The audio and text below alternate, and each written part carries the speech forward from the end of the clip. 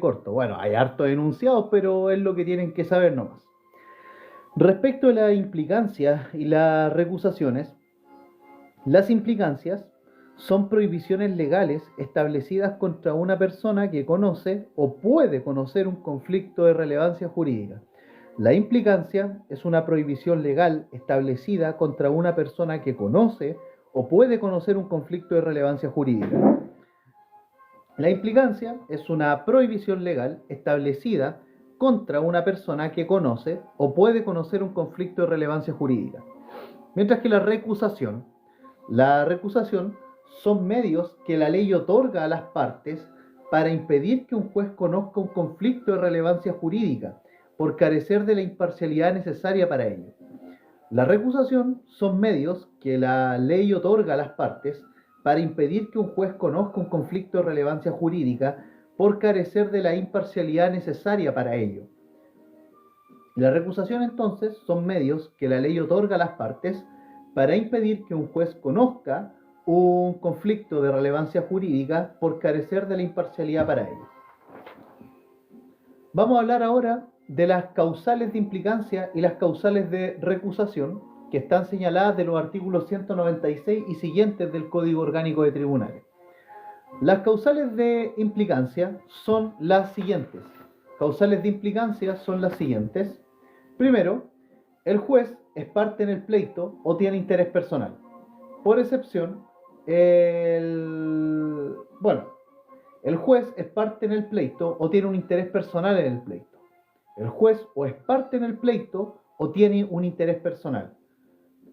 Pero ojo, acá ¿qué pasa si el juez es socio de una sociedad anónima en un pleito? Aquí no hay una implicancia, sino que tiene que ser recusado. Otra causal de implicancia es el juez, cuando el juez es cónyuge, conviviente civil, pariente consanguíneo de alguna de las partes o uno de sus representantes legales.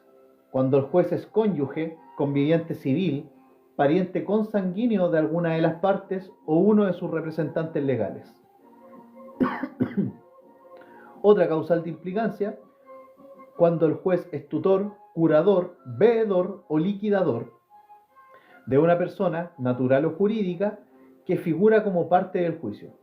El juez es tutor, curador, veedor o liquidador de una persona natural o jurídica que figura como parte del juicio, entre otras. Ahora, refirámonos a la implicancia en materia penal. ¿Cuáles son las implicancias en materia penal?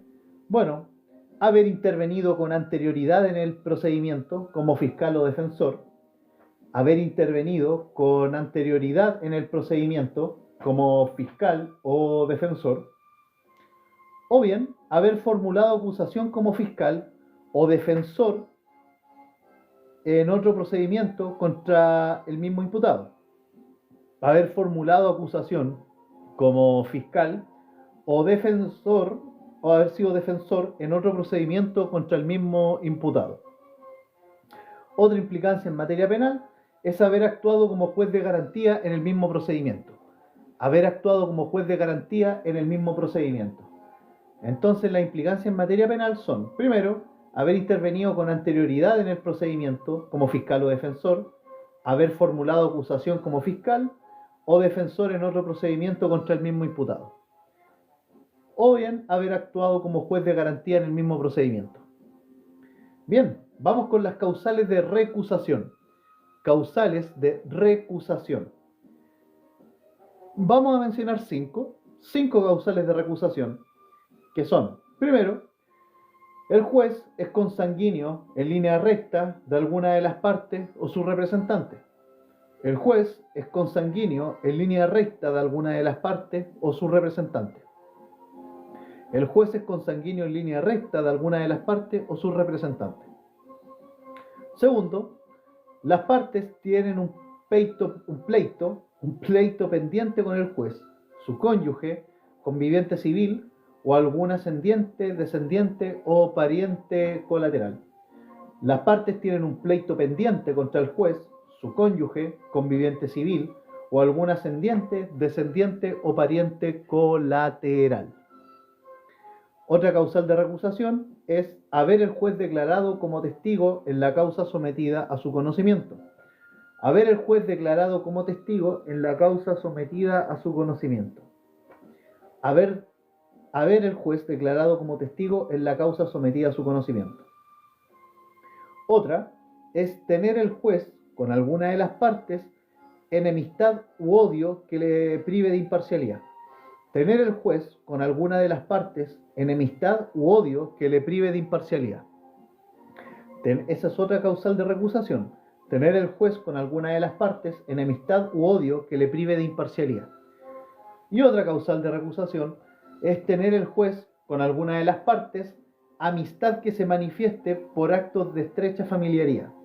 Tener el juez con alguna de las partes amistad que se manifieste por actos de estrecha familiaridad. Entonces las causales de recusación, algunas son: el juez es consanguíneo en línea recta de alguna de las partes o de sus representantes legales. Las partes tienen un pleito pendiente con el juez, su cónyuge, conviviente civil o algún ascendiente, descendiente o pariente colateral. El juez declaró como testigo en causa sometida a su conocimiento. El juez tiene con alguna de las partes enemistad u odio que le prive de imparcialidad. O el juez tiene con alguna de las partes amistad que se manifieste por actos de estrecha familiaridad. Vamos ahora a referirnos a la prórroga de competencia.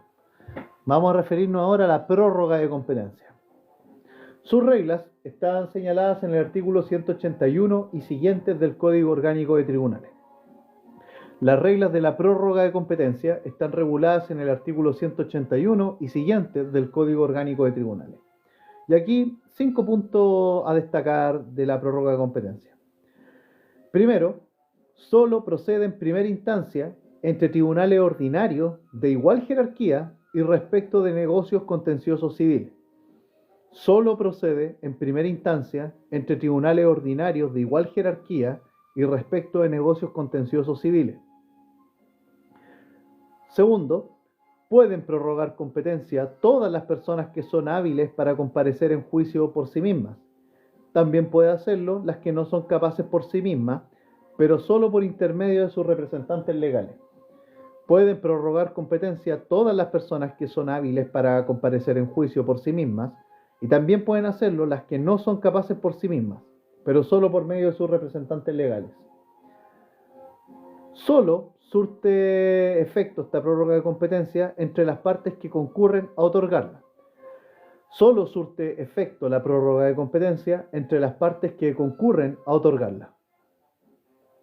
Se prorroga competencia expresamente cuando en la convención misma o en acto posterior se conviene al juez al que se someterá eventualmente el conflicto de relevancia jurídica. Se prorroga competencia expresamente cuando en la convención misma o en acto posterior se conviene al juez al que se someterá eventualmente el conflicto de relevancia jurídica. Por último, hay dos requisitos que han de concurrir en la prórroga de competencia. Primero, que el demandante concurra ante el juez relativamente incompetente para interponer su demanda.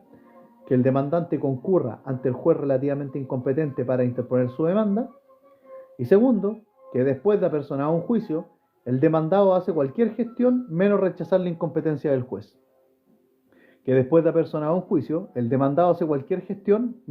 Reclamar la incompetencia del juez. Entonces, la prórroga de competencia, ustedes pueden revisarla del artículo 181 y siguientes del Código Orgánico de Tribunales. Respecto a esto, señalar que solo procede en primera instancia entre tribunales ordinarios de igual jerarquía y respecto de negocios contenciosos civiles. Pueden prorrogar competencia a todas las personas que son hábiles para comparecer en juicio por sí mismas, y también pueden hacerlo las que no son capaces por sí mismas, pero solo por medio de sus representantes legales. Solo surten efecto entre las personas que concurren a otorgarla. Y se prorroga competencia expresamente cuando en la convención misma o en acto posterior se conviene al juez al que se someterá eventualmente el conflicto de relevancia jurídica. Los requisitos de la prórroga de competencia son, primero, que el demandante concurre ante el juez relativamente incompetente para interponer su demanda.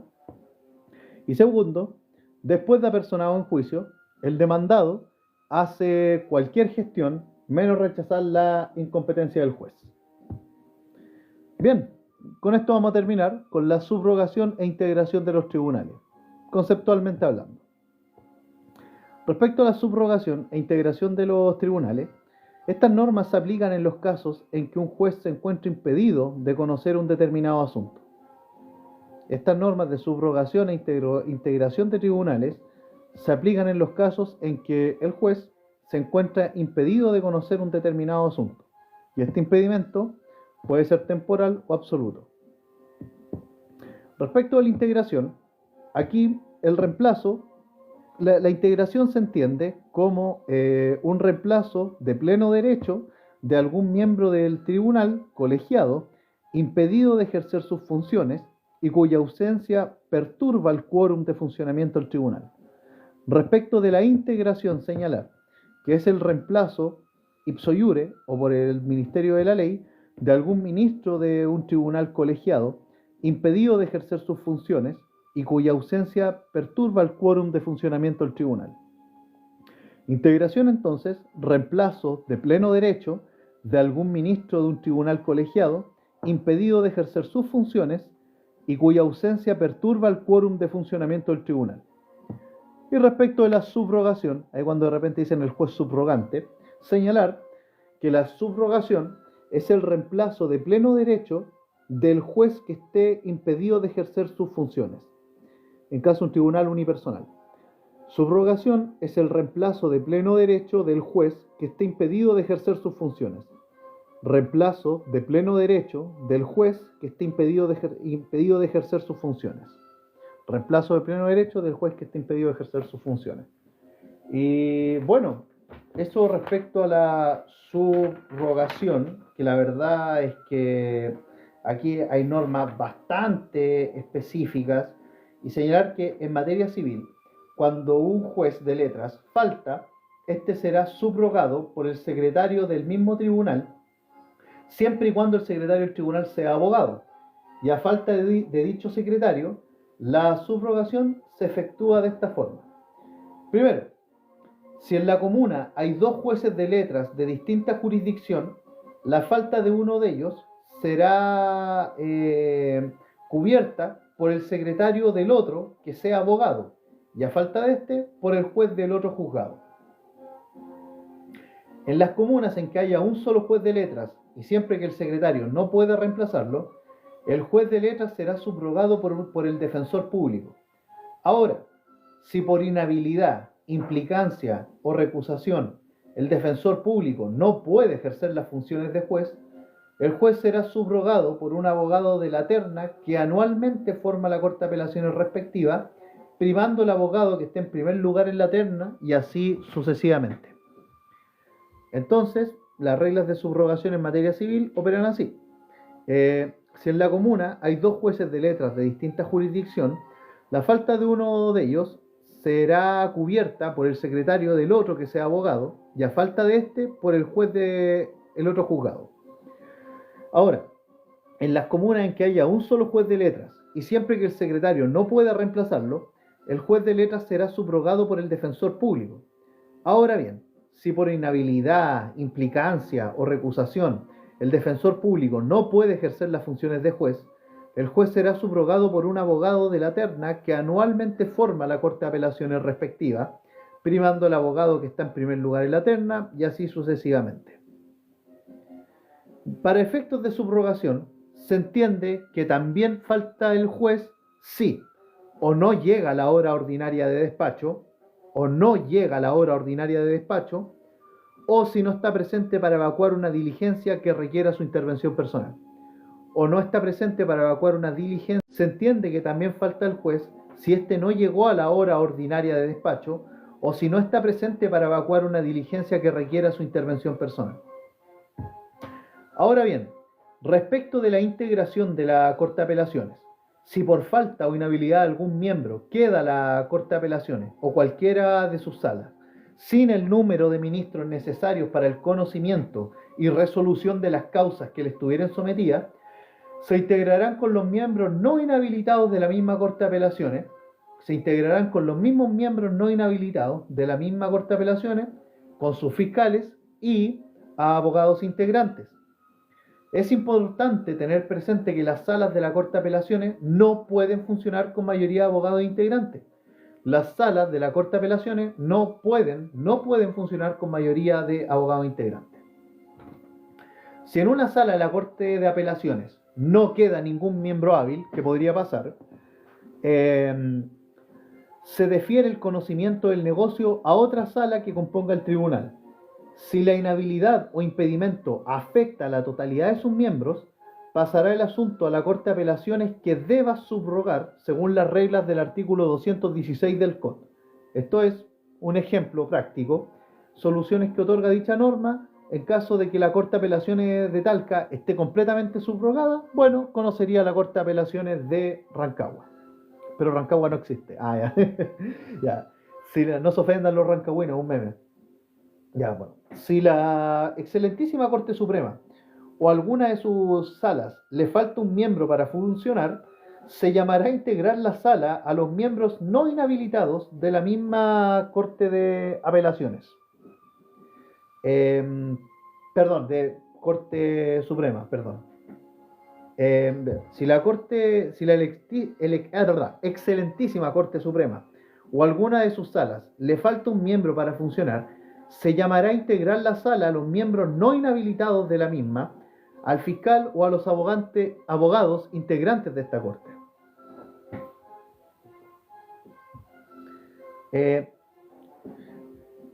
En los casos en que no pudiera funcionar la excelentísima Corte Suprema por inhabilidad de la mayoría o totalidad de sus miembros, será integrada por ministros de la Corte de Apelaciones de Santiago, llamados por su orden de antigüedad. Al igual que la Corte de Apelaciones, una sala de la Corte Suprema no puede resolver teniendo una mayoría de abogados integrantes. Ahora, en materia penal, tenemos que distinguir a los juzgados de garantía y a los tribunales de juicio oral en lo penal. En materia penal, debemos distinguir entre los juzgados de garantía y los de juicio oral en lo penal. En los casos en que falte el juez de garantía, este será subrogado por otro juez del mismo juzgado. Si el juzgado de garantía solo cuenta con un juez, este será subrogado por el juez del juzgado con competencia común de la misma comuna o agrupación de comunas. Ya falta por el secretario letrado. En los casos en que falte el juez, este será subrogado por otro juez del mismo juzgado. Si el juzgado de garantía solo cuenta con un juez, este será subrogado por el juez del juzgado con competencia común de la misma comuna o agrupación de comunas. Ya falta por el secretario letrado. Cuando lo anterior no pueda ser aplicado, la subrogación se hará por un juez del juzgado de garantía de la comuna más cercana perteneciente a la misma jurisdicción de la respectiva Corte de Apelaciones. Cuando lo anterior no pueda ser aplicado, la subrogación se hará por un juez del juzgado de garantía de la comuna más cercana perteneciente a la jurisdicción de la misma Corte de Apelaciones. A falta de subrogará el juez del juzgado con competencia común de la comuna más cercana, y en su defecto, el secretario letrado de este último tribunal de la comuna más cercana. En defecto de lo anteriormente designado, la subrogación se hará por los jueces de garantía de las restantes comunas de la misma jurisdicción de la Ilustrísima Corte de Apelaciones a la cual pertenezcan en orden a la cercanía. Ahora, cuando de todas maneras ninguna de las reglas anteriores sea posible aplicar, actuará como juez subrogante de un juez de garantía, un juez de letras con competencia o común o el secretario del juzgado de letras con competencia común que dependen de la Corte de Apelaciones más cercana. Respecto a los tribunales de juicio oral en lo penal, en los casos en que una sala no se puede constituir conforme a la ley por falta de jueces que la integren, subrogarán un juez perteneciente al mismo Tribunal de Juicio Oral en lo penal, y a falta de este, será subrogado por un juez de otro Tribunal de Juicio Oral en lo penal de la jurisdicción de la misma Corte de Apelaciones, aplicándose los criterios anteriormente respecto al juzgado de garantía. Bien, con eso terminamos el primer tema de la cédula de derecho procesal. Iríamos con el segundo tema, ya que es un poquito más largo y tiene que ver con las normas comunes a todo procedimiento. Así que muchas gracias por haber estado aquí y nos vemos en unos 10 minutos. Así que Madi, agradecido.